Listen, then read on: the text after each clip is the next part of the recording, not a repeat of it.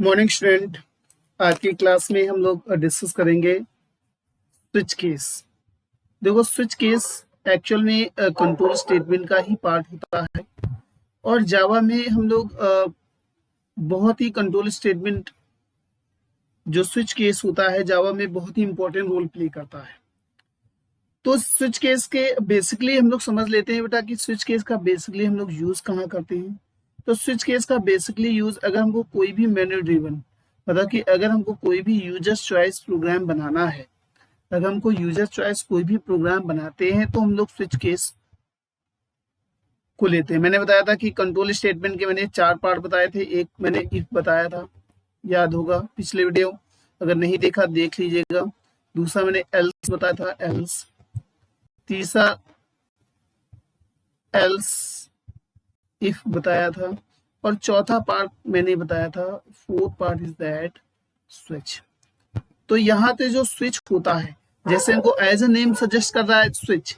Switch का मतलब होता है कि हम लोग एक स्टेटमेंट को स्विच करके दूसरे स्टेटमेंट में पहुंच जाएं, दूसरे को स्विच करके तीसरे स्टेटमेंट पे पहुंच जाएं।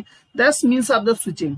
मतलब कि एक पाथ को या एक स्टेटमेंट को छोड़कर दूसरे स्टेटमेंट में स्विच कर देना है, या किसी जैसे हमारे पास डिफरेंट पाथ या डिफरेंट स्टेटमेंट दिए हैं और उन डिफरेंट स्टेटमेंट में किस स्टेटमेंट को यूजर सेलेक्ट करना चाहता है, ये यूजर की चॉइस पे डिपेंड करता है। मतलब यूजर कौन से स्टेटमेंट को सिलेक्ट करना चाहता है।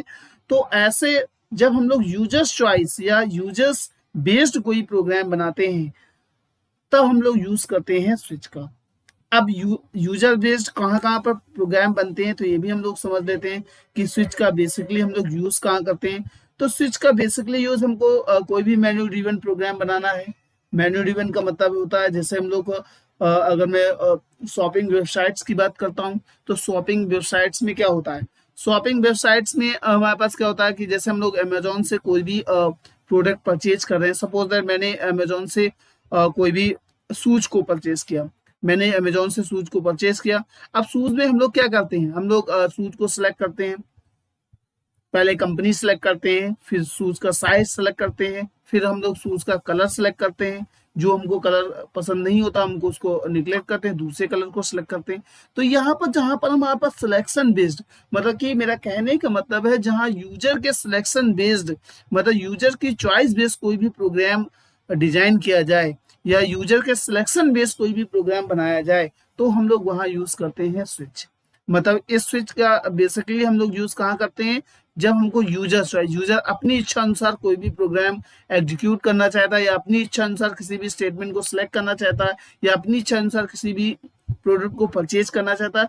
इन ऐसी सिचुएशंस में हम लोग स्विच का यूज करते हैं या ऐसे सॉफ्टवेयर में हम लोग स्विच का यूज करते हैं। यहाँ देखो बच्चे मैंने डेफिनेशन दिया है कि switch statement is used to in Java to design menu driven।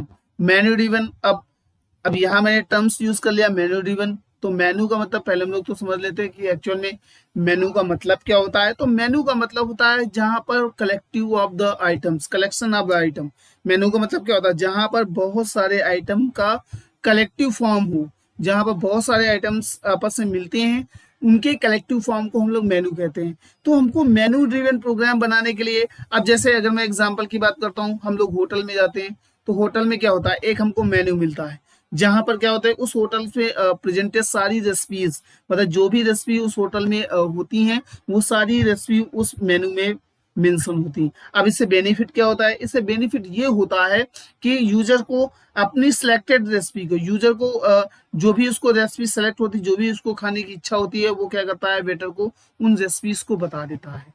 तो ये तो क्या हुआ, ये तो मैनुअली हो गया। लेकिन हम लोग सॉफ्टवेयर के टर्म्स में यही काम बेटा हम लोग सॉफ्टवेयर के टर्म्स में करते हैं। हम भी सॉफ्टवेयर के टर्म्स में अपनी चीजों को सिलेक्ट करते हैं। आजकल तो सारा डिजिटलाइज हो गया, हम लोग सारी चीजें ऑनलाइन शॉपिंग करते हैं और ऑनलाइन शॉपिंग में हम लोग अपनी अपनी सिलेक्टिव यूजर अपनी सिलेक्टिव चीजों को सिलेक्ट करता है।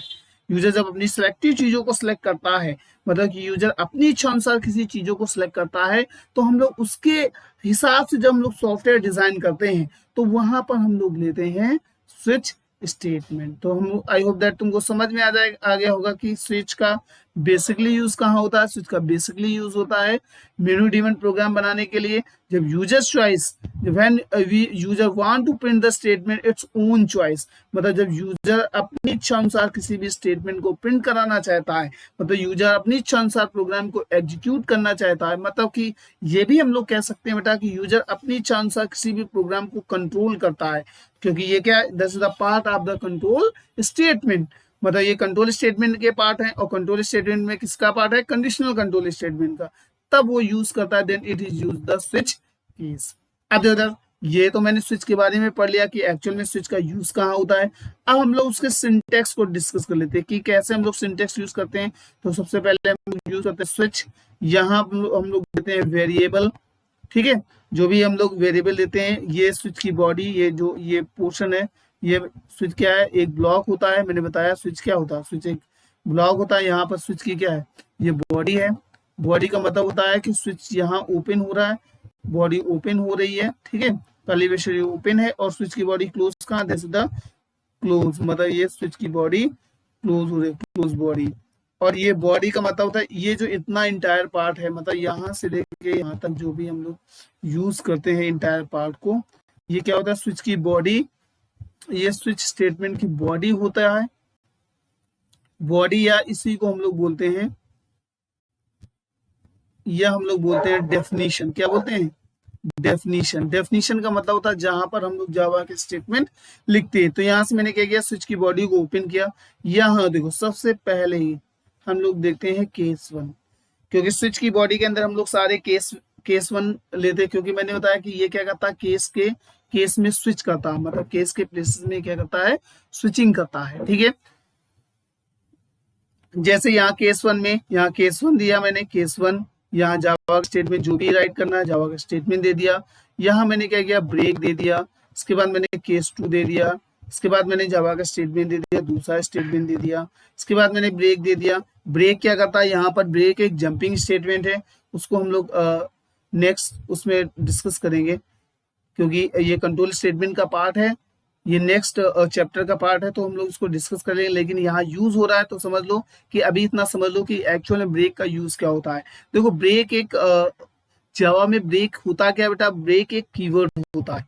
जावा में ब्रेक क्या होता है? एक कीवर्ड, मैंने पहले डिस्कस किया था, keyword is the special reserve word. Java में जो कीवर्ड होते हैं वो स्पेशल रिजर्व वर्ड होते हैं, ठीक है, जिनका जावा कंपाइलर के लिए एक स्पेसिफिक मतलब होता है। मतलब कि जावा कंपाइलर जैसे इन रिजर्व वर्ड को देखता है तो वो वर्ड किस लिए यूज किया जा रहा है, जावा कंपाइलर वो आसानी से अंडरस्टैंड करता है। तो यहाँ पर ब्रेक का क्या यूज होता है? ब्रेक क्योंकि ये कीवर्ड है, ठीक है, ब्रेक यहाँ पर क्या होता है? और ये किसके अंतर्गत आता है? जंपिंग स्टेटमेंट के अंतर्गत आता है, ठीक है। और ब्रेक का काम होता है, देखो ब्रेक का काम होता है, it is exit from the loop body and switch body. मतलब ब्रेक जैसे ही जावा कंपाइलर ब्रेक स्टेटमेंट देखेगा, वैसे वो तुरंत स्विच की बॉडी से बाहर आ जाएगा। मतलब मेरे कहने का मतलब है कि अगर हमको स्विच की बॉडी से बाहर आना है तो हम लोग यूज करते हैं बेटा ब्रेक स्टेटमेंट। मतलब स्विच की बॉडी से ही नहीं बाहर आना है। अभी हम लोग नेक्स्ट चैप्टर में जो पढ़ेंगे, हमारा जो नेक्स्ट चैप्टर है that is the loop statement. Loop की बॉडी से भी बाहर आने के लिए हम लोग यूज करते हैं ब्रेक। इसके बाद हम लोग जितने भी से, यहाँ मैंने डॉट डॉट लाइन ली है, डॉट डॉट लाइन का मतलब यहाँ पर डॉट डॉट लाइन नहीं है, यहाँ हम लोग मल्टीपल ऑफ केस स्टेटमेंट देते हैं। और यहाँ पर डिफॉल्ट मैंने लिखा, डिफॉल्ट जावा स्टेटमेंट। देखो डिफॉल्ट क्या है जावा का? वो स्टेटमेंट है जो कोई भी अगर यूजर कोई ऐसे केसेस दे देता है जो उसमें मैच नहीं करते हैं, मतलब कि ऐसी चीजों, जैसे अब अगर हम लोग होटल में जाते हैं, ठीक है, तो होटल में जाते हैं तो होटल में यूजर ऐसी रेसिपी का रिक्वायरमेंट करता है जो उस होटल में है ही नहीं। तो वहां पर क्या होता है? जब हम लोग ऐसी चीजों की रिक्वायरमेंट करते हैं या ऐसे स्टेटमेंट की रिक्वायरमेंट करते हैं जो यहाँ पर मैंने मेंशन ही नहीं करते हैं, तब हमारे पास चल जाता है डिफॉल्ट, ठीक है, तब यहाँ चलता है डिफॉल्ट। मतलब डिफॉल्ट में हम लोग रॉन्ग चॉइस या रॉन्ग इनपुटेड इन सारी वैल्यूज को इनपुट कर देते हैं। या हम लिख दे स्टॉक में नहीं है, जैसे हम लोग कोई शॉपिंग करते हैं तो अगर वो स्टॉक में नहीं होता है, अगर मैंने उसको इंटर किया तो तुरंत वो मैसेज करके दे देता है, सॉफ्टवेयर मैसेज देता है कि स्टॉक में नहीं है या आउट ऑफ रेंज है, या डिफरेंट टाइप्स के ऐसे स्टेटमेंट हम लोग डिफॉल्ट के अंदर लिखते हैं। मतलब कितना समझ लो कि डिफॉल्ट के अंदर वो स्टेटमेंट लिखते हैं जो केसेस मैच नहीं करते, मतलब जो यूजर यहाँ पर केसेस, यहाँ पर वेरिएबल में जो वैल्यू देता है, वेरिएबल में जो वैल्यू देता है वो केसेस पे डिपेंड करती है, और अगर यूजर एक ऐसी वैल्यू दे देता है या ऐसा केस मेंशन करता है जो यहाँ पर मेंशन ही नहीं है, तो सीधे चल जाता है डिफॉल्ट। आएगा समझ में? बिल्कुल डिफॉल्ट बच्चे बिल्कुल वैसे ही काम करता है जैसे इफ में एल्स काम करता है, क्योंकि इफ तभी एल्स तभी चलता है जब इफ कंडीशन फॉल्स होती है। इसी तरीके से डिफॉल्ट तभी चलता है जब सारे केसेस फॉल्स होते हैं। समझा गया? मतलब इफ, जैसे कि ये बिल्कुल वैसे डिफॉल्ट वैसे ही काम, फिर समझ लो डिफॉल्ट वैसे ही काम करता है जैसे इफ में एल्स काम करता है। इफ में एल्स, क्योंकि इफ जब एग्जीक्यूट होता है, जब इफ एग्जीक्यूट होता तो एल्स नहीं चलता है। समझा गया? और एल्स तभी चलता है जब इफ फॉल्स होता है। उसी तरीके से अगर कोई भी केसेस चलेंगे तो डिफॉल्ट नहीं चलेगा, अगर कोई भी केसेस नहीं चलेंगे तो डिफॉल्ट चलेगा।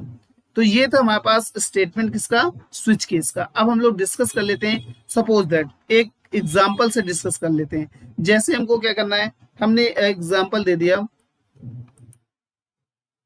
यहां से, जैसे जैसे मैंने क्या बोला कि यहाँ पर मैंने एक प्रोग्राम बनाया है, यहाँ से देख लो बेटा, मैंने एक प्रोग्राम बना दिया है, मैंने मेंशन किया है प्रोग्राम, यहाँ पर देखिए, यहाँ पर मैंने लगा write a program to print days name as user choice. मतलब कि हमको क्या करना है, डेज नेम प्रिंट करने हैं। मैंने बोला कि write a program to print that day's name as users choice, हमको user's choice day's name print करने हैं। ठीक है, तो मैंने बोला राइट इनपुट, मतलब इनपुट का अगर यूजर ने क्या किया, यूजर ने इनपुट किया 1 तो क्या प्रिंट होना चाहिए, मंडे। अब यूजर ने इनपुट किया है 2 तो क्या प्रिंट होना चाहिए, ट्यूसडे प्रिंट होना चाहिए। अगर इसी तरीके से यूजर सारे दिन 3 देता है तो वेडनेसडे आना चाहिए, 4 देता है थर्सडे आना चाहिए, और 5 देता है तो फ्राइडे आना चाहिए, 6 देता है तो सैटरडे आना चाहिए, 7 देता है, अगर 7 दे देता है तो संडे आना चाहिए। ठीक है, संडे आना चाहिए। और इसी तरीके से अगर यूजर देखो, यूजर अगर 8 वैल्यू दे देता है तो यहाँ पर प्रिंट होना चाहिए रॉन्ग इनपुट। क्या होना चाहिए, रॉन्ग इनपुट, जो कि क्या है, that is the default input. मतलब यहीं पे हम लोग डिफॉल्ट लिखेंगे। अब देखिए इसको हम लोग कैसे सॉल्व करेंगे, इसका हम लोग प्रोग्राम कैसे बनाएंगे, तो इसको प्रोग्राम को हम लोग डिस्कस कर लेते हैं कि कैसे हम लोग प्रोग्राम इसका बनाएंगे। तो यहाँ से हम लोग प्रोग्राम यहीं से डिस्कस कर लेते हैं। तो यहाँ से मैंने बोला कि हमको क्लास बनानी है, तो यहाँ से अगर मैं एक न्यू स्लाइड ले लेता हूँ,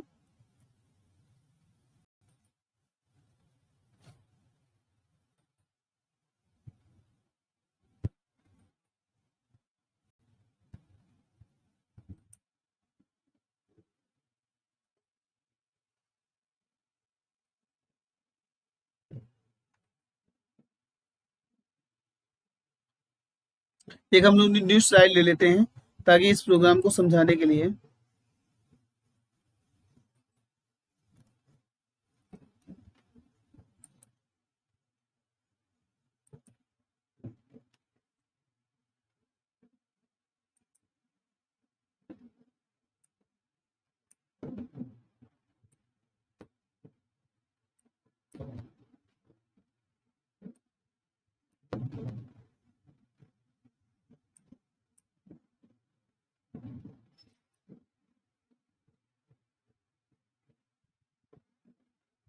मेरे पास क्वेश्चन था कि हमको क्या करना था, हमको प्रिंट करना था। मेरे पास क्वेश्चन था, मेरे पास क्वेश्चन है ये, मैंने बोला कि राइट ए प्रोग्राम, क्वेश्चन है कि write a program to print days name as users choice. मतलब कि यूजर चॉइस हमको डेज नेम प्रिंट करना है। अगर यूजर इंटर करता है, यूजर ने इंटर किया इंटर 1 तो डेज प्रिंट होना चाहिए मंडे। अगर यूजर 2 इंटर करता है तो डेज प्रिंट होना चाहिए ट्यूसडे। ठीक है, इसी तरीके से अगर यूजर 3 इंटर करता है तो प्रिंट होना चाहिए वेडनेसडे। इसी तरीके से अगर यूजर ने 7 इंटर किया, 7 इंटर कर दिया, अगर यूजर ने पूरा 7 इंटर दिया तो संडे प्रिंट होना चाहिए संडे। अगर सपोज यूजर ने प्रिंट कर दिया 8 इंटर कर दिया। तो क्योंकि 8 डेज होते नहीं है, 8 डेज बेटा होते नहीं है, तो क्या प्रिंट होना चाहिए, रॉन्ग इनपुट या रॉन्ग चॉइस। ठीक है, अब देखो दस को हम लोग कैसे बनाएंगे, ये सिंपल सा, क्योंकि ये हमारे पास स्विच मेनू ड्रिवन है, यूजर चॉइस है, तो हम लोग यूज करेंगे स्विच। तो सबसे पहले हम लोग क्या करेंगे, हम लोग यहाँ इंपोर्ट करेंगे, यहाँ इंपोर्ट करेंगे Java dot util dot asterisk, यहां से क्लास मेंशन करेंगे, क्लास प्रोग्राम मेनू, यहाँ पर मैंने मेनू ड्रिवन लिख दिया, मेनू ड्रिवन प्रोग्राम। ठीक, क्लास बना ली, क्लास किसी भी नाम से तुम बना सकते हो। यहाँ मैंने क्या किया, पब्लिक, मैंने पब्लिक यूज किया। इसके बाद बेटा मैंने स्टैटिक यूज किया, स्टैटिक वाइड मेन यूज कर लिया, मेन स्ट्रिंग आरजीएस। इसके बाद हमारे पास क्या है, क्योंकि हमको यूजर से एक लेना है, तो यहां से मैंने क्या किया, यहाँ से स्कैनर क्लास ले लिया, scanner s equal to new scanner,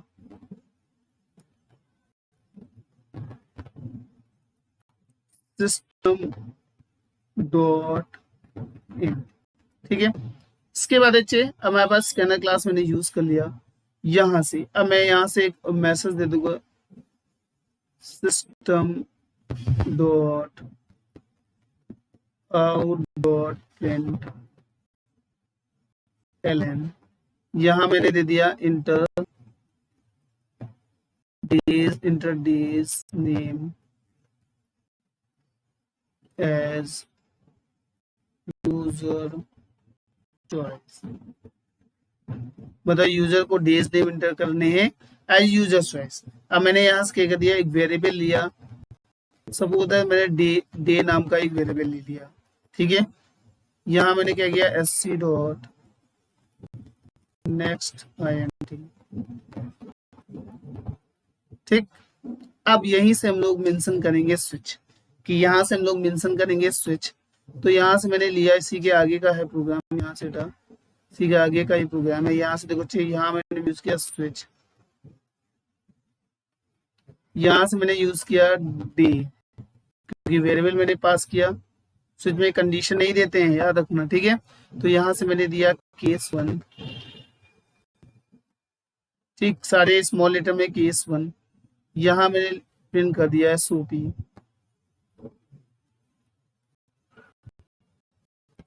dot out dot print ln. अब केस 1 है तो क्या प्रिंट होना चाहिए बच्चे, मंडे, क्या होना चाहिए, मंडे आना चाहिए।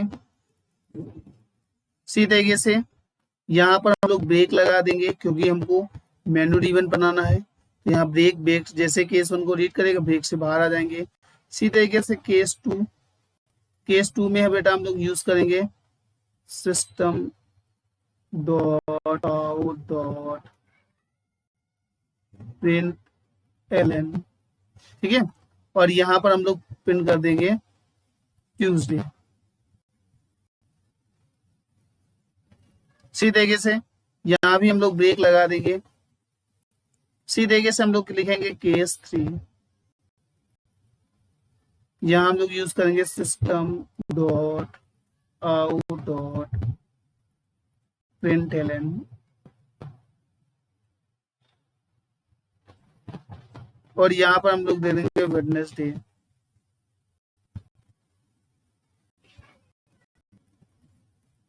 ठीक है, इसके बाद हमारे पास क्या है,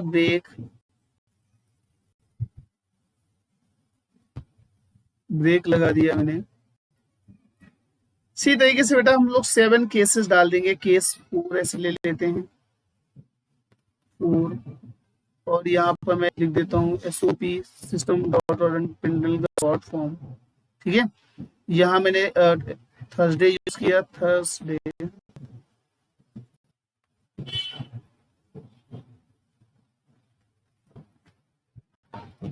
यहाँ ब्रेक लगा दिया। इसी तरीके से मैं 7 डेज का नाम मेंशन कर लूंगा। अब अगर सपोज दैट यूजर 7 से भी ज्यादा दे देता, डॉट डॉट सारे हम लोग मेंशन कर लेंगे, ठीक है। केस 4 होगा, केस 5 होगा, केस 6 होगा, ठीक है, केस 7 होगा। लेकिन अगर यूजर सपोज है केस 7 से ज्यादा दे देता है, जैसे वो केस 8 दे देता है, केस 9 दे देता है, ठीक है, तो हम लोग यहीं पे मेंशन करेंगे, दैट्स भी हम यहीं पे मेंशन करेंगे बच्चे, ये केस नहीं होगा यहाँ पर, तो यहाँ पर हम लोग मेंशन करेंगे डिफॉल्ट, यही लगा देंगे हम लोग डिफॉल्ट। अगर केस 8 से ज्यादा है तो हम यहीं पे मेंशन करेंगे डिफॉल्ट, और डिफॉल्ट में यही हम लोग लिख देंगे SOP wrong input, wrong input, ठीक है, यहीं पे हम लोग लिख देंगे रॉन्ग इनपुटेड। आगे समझ में। इसके बाद यहाँ से हम लोग स्विच को बंद कर देंगे, यहाँ से क्लोज हो जाएगा और क्लास क्लोज हो जाएगी। अब देखो बच्चे, ये हमारे पास सिंपल सा प्रोग्राम है, टू प्रिंट करेगा days name as a user choice. इसको हम लोग ड्राई रन कर लेते हैं। तो अगर हम लोग इसको ड्राई रन करेंगे बेटा, तो सबसे पहले हमारे पास क्या होगा, ये मैंने एक एक लाइन को ड्राई रन करते हैं। ये हमारे पास एक क्लास इंपोर्ट है, import Java dot util dot restrict, that's the package मैंने इंपोर्ट किया, क्लास मैंने मेनू ड्रिवन के नाम से बनाया, और वो क्या प्रिंट करना है, जो यूजर के days name as a user choice. यहाँ से public static void main string args, वैसे द मेन फंक्शन, क्योंकि यहाँ से प्रोग्राम हमारा एग्जीक्यूट होता है, मैं पहले ही बता के रखा है। तो जैसे ये फंक्शन चलेगा, सबसे पहले मेन फंक्शन चलेगा, वैसे हमारे पास क्या होगा, ये हमारे पास RAM area, that's the RAM, मतलब रैंडम एक्सेस मेमोरी, ये हमारे पास क्या है, दैट्स द स्क्रीन एरिया है, ठीक है। यहाँ पर हमारे पास क्या है, जब ये स्टेटमेंट चलेगा enter a day's name, day's name enter day name, मतलब कि डेज नेम को इंटर करो, ठीक है। यहाँ से मैंने एक वेरिएबल बनाया इंट डे, तो यहाँ रैम में क्या होगा, जब स्टेटमेंट चलेगा ऐसे एक डे नाम का एक वेरिएबल बनेगा, ठीक है, एक डे नाम का वेरिएबल बनेगा। तो यहाँ से मैंने क्या किया, एससी डॉट नेक्स्ट एंट्री से डे नाम का वेरिएबल, यूजर ने सपोज दैट पहली बार यूजर ने 1 इंटर कर दिया, उसने चेक किया कि प्रोग्राम में उसने 1 इंटर कर दिया, क्या 1 में अगर मंडे आ जाता तो हमारा सही हो जाएगा, तो यहाँ डे में क्या आ जाएगा, 1 आ जाएगा। अब हम लोग यहाँ से डे में कॉपी कितना हुआ, 1 हुआ, यूजर जो भी इनपुट कराया तो डे में कॉपी हो गया, डे में कितना आ गया बच्चे, डे में आ गया यहाँ पर 1। अब देखो बेटा, डे में 1 आ गया, तो स्विच में डे में यहाँ कॉपी है 1। अब स्विच में जो भी जावा कंपाइलर होगा, जावा कंपाइलर चेक करेगा कि केस 1 कहाँ है, वो जो यहाँ पर जो वैल्यू यहाँ पर होती है, जावा कंपाइलर उसी केस को ही चेक करता है। अगर यहाँ 2 होगा तो 2 को, केस 2 को चेक करेगा, अगर 3 होगा तो 3 को चेक करेगा, अगर 4 होगा तो 4 को चेक करेगा, अगर 5 होगा तो 5 को, 6 तो 6 को, 7 को 7 को, अगर 8 होगा 7 से ज्यादा हो जाएगा तो चल जाएगा डिफॉल्ट।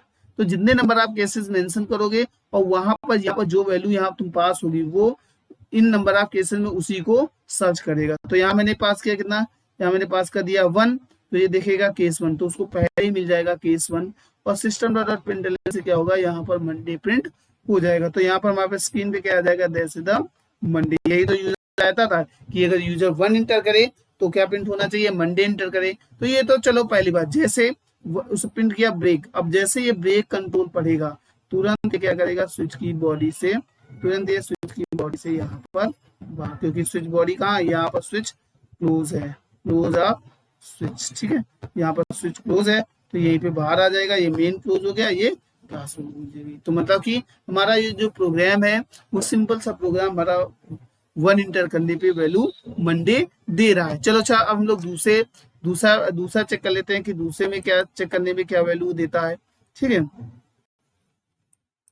यहाँ से हम लोग चेक कर लेते हैं कि दूसरे में वैल्यू देने पे क्या दे रहा है, ठीक है। देखो यहाँ सपोज है दूसरी बार वो प्रोग्राम रन करता है,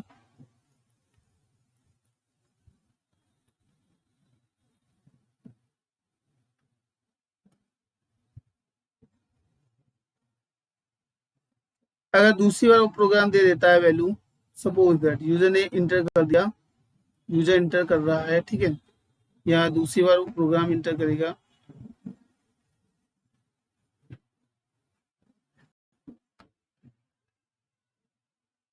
अब यूजर दूसरी बार रन करा, दूसरी बार program, enter the day's name, जैसे स्टेटमेंट चलेगा इंटर द डेज नेम।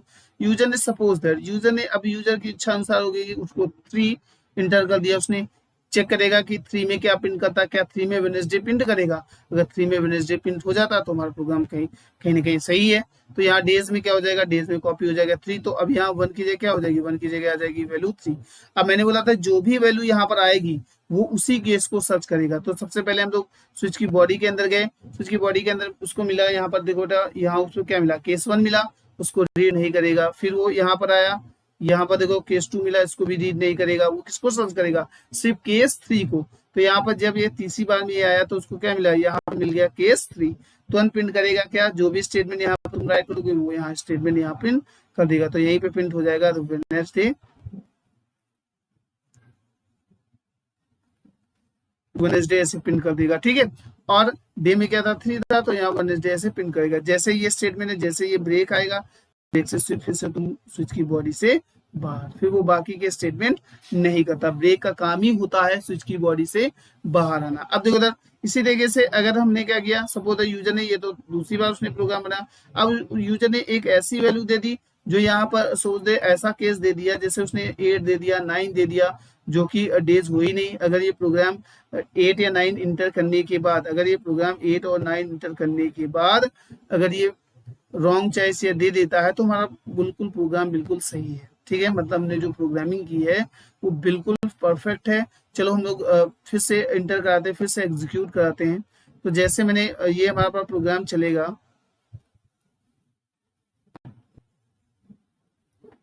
जो जैसे ये हमारे पास प्रोग्राम चलेगा, जैसे ही ये मैंने इंपोर्ट किया जावा और यूटिल और स्टिक क्लास बनाया मेनू ड्रिवन। जैसे मेन फंक्शन कॉल होगा, स्कैनर क्लास का ऑब्जेक्ट बनेगा। यहाँ सिस्टम डॉट प्रिंटलन से फिर से मैसेज लिखा हुआ है इंटर द नंबर। अब सपोज यूजर ने एक नंबर इंटर कर दिया, उसने इंटर कर दिया 8। तुमको मालूम होना चाहिए कि 8 जो है वो क्या है, मतलब कि वो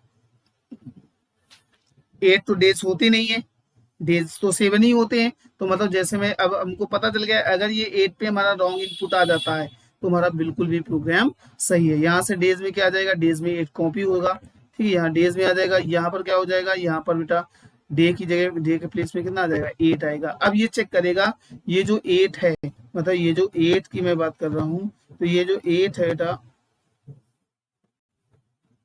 यहाँ पर जो ये 8 मैंने मेंशन किया है, ठीक है, ये जो मेरे पास 8 है। अब देखेगा कि ये पूरे प्रोग्राम में केस 8 कहाँ पर है। तो यहाँ पर पहले पे केस 1 मिला, नहीं पड़ेगा। केस 2 मिलेगा, नहीं पड़ेगा। केस 3, इसी तरीके से केस 4 को नहीं पड़ेगा। अब मैंने केस 5, 6, 7 लिखा नहीं है, तो केस ऐसे केस 5 को पड़ेगा, केस 5 को पड़ेगा, तब भी वही नहीं मिलेगा। सेम सेम केस 6 को पड़ेगा, नहीं मिला उसको। केस 7 को पड़ेगा, नहीं मिलेगा। फिर वो देखेगा कि केस 7, केस 5, केस 6, केस 7 है नहीं, तो सीधे वो आ जाएगा डिफॉल्ट में। मतलब मैंने यहाँ मेंशन नहीं किया, तुमको पूरा प्रोग्राम बनाना है केस 5, केस 6 और केस 7 तक। जैसे वो डिफॉल्ट केस 8 पे क्या पड़ेगा, केस 8 पे उसको केस 8 कहीं मिलेगा नहीं, तुरंत आ जाएगा डिफॉल्ट पे और प्रिंट कर देगा रॉन्ग इनपुट। क्योंकि मैंने मैसेज डाला डिफॉल्ट के अंदर, मैंने डाल दिया रॉन्ग इनपुट, जिससे हमको मैसेज पता चल गया कि ये जो यूजर ने जो डेज सर्च करना चाह रहा है वो कैसा है, गलत है। इसी तरीके से हम लोग स्विच की बॉडी जैसे डिफॉल्ट को रीड करेगा, स्विच की बॉडी से बाहर आ जाएंगे, क्लास के बाहर आ जाएंगे और मेन पे बाहर आ जाएंगे क्लास में। तो इस तरीके से हम लोग डेज को प्रिंट करते हैं। याद रखना डिफॉल्ट हमेशा सभी केसेस के बाद में ही स्विच में मेंशन किया जाता है। डिफॉल्ट को हम लोग केस के पहले नहीं यूज कर रहे हैं, केस के बाद में। जब सारे केस हम लोग प्रोग्राम में लिख लेंगे, जितनी हमको प्रोग्रामिंग में जितने स्विच केस में केसेस की रिक्वायरमेंट होती है, सारे केसेस को मेंशन करने के बाद ही हम लोग डिफॉल्ट चलाते हैं। क्योंकि मैंने पहले ही मेंशन किया कि डिफॉल्ट बिल्कुल वैसे ही काम करता है जैसे इफ स्टेटमेंट में एल्स काम करता है। और एल्स तभी चलता है जब इफ स्टेटमेंट फॉल्स होता है। जैसे एल्स के लिए इफ की रिक्वायरमेंट होती है, वैसे ही डिफॉल्ट के लिए केसेस की रिक्वायरमेंट होती है। आगे समझे, आई होप दैट ये प्रोग्राम तुमको समझ में आया होगा। हम लोग थोड़ा नेक्स्ट इसी तरीके से देखो, एक ये मैंने यहाँ पर मेंशन किया, यहाँ पर मैंने वोवल को चेक कराया। देखो इसको देख लेते हैं कि यहाँ पर मैंने क्या चेक कराया। मैं यहाँ पर मैंने वोवल को चेक कराया है।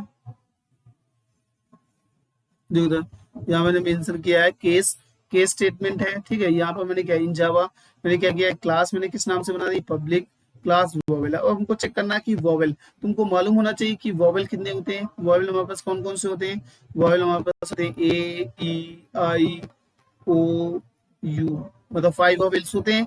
सेम दैट वे ये कैपिटल लेटर के होते हैं, स्मॉल लेटर के भी होते हैं, ए ई आई ओ यू। तो मतलब ये 5 लेटर्स कैसे भी कहीं भी मिल जाएंगे तो हमारे पास मैं प्रिंट कर देगा, तो मैसेज प्रिंट होना चाहिए, द नंबर इज वोवेल। तो यहाँ मैंने देखो, यहाँ मैंने सिर्फ लोअर केस को चेक कराया है, तो तुम अपर केस को भी चेक करा सकते हो, लोअर केस को भी चेक करा सकते हो। तो यहाँ से मैंने क्लास बना ली, क्लास वोवेल केस, मैंने वोवेल केस की क्लास बनाई है।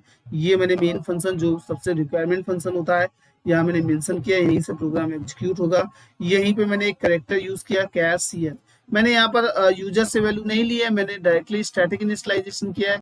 तो यहाँ सी एच में यूजर पहली बार में मेंशन कर देगा सी एच में। तो यहाँ पर क्या होगा, रैम में एक ऐसा वेरिएबल ऐसे बनेगा, ऐसे सी एच नाम का एक करेक्टर वेरिएबल बनेगा, जिसमें मैंने वैल्यू कितनी मेंशन कर दी है, मैंने पहले ही डाल के रखेगा ए। मैंने चेक कराया कि क्या ये ए जो वेरिएबल है वो वॉवेल है या नहीं है, क्या वॉवेल के कैटेगरी में आता है कि नहीं आता है। तो सी एच में जैसे ही मैंने वॉवेल, तो सी एच में आ जाएगा ए आ जाएगा। अब वो मैंने बोला कि ये किसको चेक करेगा, केस ए को, मतलब कि केस ए है कहाँ। अगर केस ए होगा तो उसमें जो भी स्टेटमेंट मैंने लिखा है वो प्रिंट होगा, नहीं होगा तो सीधे चल जाएगा डिफॉल्ट। यहाँ देखो डिफॉल्ट मेंशन, ये देखो डिफॉल्ट चल जाएगा, ये डिफॉल्ट यहाँ मेंशन है, सबसे लास्ट में डिफॉल्ट मेंशन है, ठीक है। इसके बाद मैंने क्या किया, पहले मैंने केस ई को चेक किया तो हमारे पास है नहीं। इसके बाद देखो बेटा मैंने क्या किया, प्रिंट एलन, यहाँ पर केस ई को नहीं पड़ेगा। दूसरे में जैसे दूसरी बार आएगा, ठीक है, जैसे दूसरी बार आएगा तो उसको क्या मिलेगा, केस ए, वो सिर्फ केस ए को देखेगा, केस ए में क्या मिलेगा, तो यहाँ पर प्रिंट होके मैसेज आएगा the value matched A vowel, ठीक है। मतलब हमारे पास क्या वैल्यू कैसी है, वोवेल है, ठीक है, आया समझ में। लेकिन यहीं पे बेटा मैंने क्या किया, केस डब्ल्यू भी दे दिया है, ठीक है, ठीक है। तो यहाँ पर क्या है, यहाँ केस डब्ल्यू भी मैंने दे दिया। तो यहाँ से हमारे पास क्या प्रिंट होके आ जाएगा, तो यहाँ पे मैसेज आ जाएगा कि जो ए है वो एक वोवेल है। तुमको मालूम होना चाहिए कि ए जो हमारे पास है वो कैसा होता है, ए वोवेल होता है। अब जब ये केस ए चल गया है तो यहीं पे हमारे पास यहाँ पर मेंशन होना चाहिए, यहाँ पर ब्रेक। तो ब्रेक से हम लोग क्या आएंगे, ब्रेक से तुरंत हम लोग बॉडी से बाहर आ जाएंगे। जैसे हम लोग बॉडी से बाहर आ जाएंगे तो ये हमारे पे स्विच की बॉडी यहाँ पर क्लोज हो रही है, ठीक, close the switch, switch close हो रहा है, यहाँ क्लास क्लोज हो रही। तो ये जो सिंपल प्रोग्राम है ये हमारे पास क्या चेक कर रहा है, ये प्रोग्राम हमारा वॉवेल को चेक कर रहा है। मतलब कि अगर यूजर कोई भी वॉवेल इंटर करना चाहता है तो वो ये चेक करके दे देगा कि वॉवेल है कि नहीं। इसी तरीके से अगर मैंने यहाँ पर, इसी तरीके से अगर मैंने यहाँ पर यहाँ पर ए की जगह, ए के प्लेस में अगर मैं दूसरा कोई वॉवेल दे देता हूँ, या हमको चेक करना है कि क्या, अगर हमको देखना है कि क्या ये कंसोनेंट है कि नहीं है, ठीक है। यहाँ से कंसोनेंट के लिए हम लोग चेक कर लेते हैं, वॉवेल के लिए हम लोग चेक ही कर चुके हैं कि वॉवेल में ए ई आई यू होगा। यहाँ से मैंने क्या किया, यहाँ से सपोज है सी एच में हमारे पास, सी एच में उसने करेक्टर में ए के प्लेस, यहाँ पे ए के प्लेस में सपोज दैट वो यहाँ पर सी एच इक्वली ऐसे लिख देता है, ठीक है, यहाँ पर बी लिख देता है, ठीक है, बी ये लिख देता है स्मॉल बी, तो सी एच के प्लेस में बी आएगा। अब वो देखो सी एच के प्लेस में क्या आ जाएगा, बी तो आ जाएगा। अब वो बी को चेक करेगा कि बी हमारे पास जो है वो कहीं भी केस मैच कर रहा है, तो केस ई में नहीं मैच करेगा, केस ए में मैच नहीं करेगा, सीधे केस डब्ल्यू में मैच नहीं करेगा, केस ओ में भी नहीं मैच करेगा, ठीक है। तो सीधे क्या चल जाएगा, सीधे कोई केस मैच ही नहीं करता है। जब कोई केस मैच नहीं करता है तो सीधे चल जाएगा डिफॉल्ट, यहाँ पर लिख जाएगा, तो यहाँ पर मैसेज लिख जाएगा जो sorry none of the your case match, और ब्रेक से हम लोग बाहर आ जाएंगे। तो इस तरीके से हम लोग स्विच केस के प्रोग्राम बनाते हैं, ठीक है। तो अगर कोई भी अगर डाउट हो तो जरूर पूछिएगा। Okay, thank you.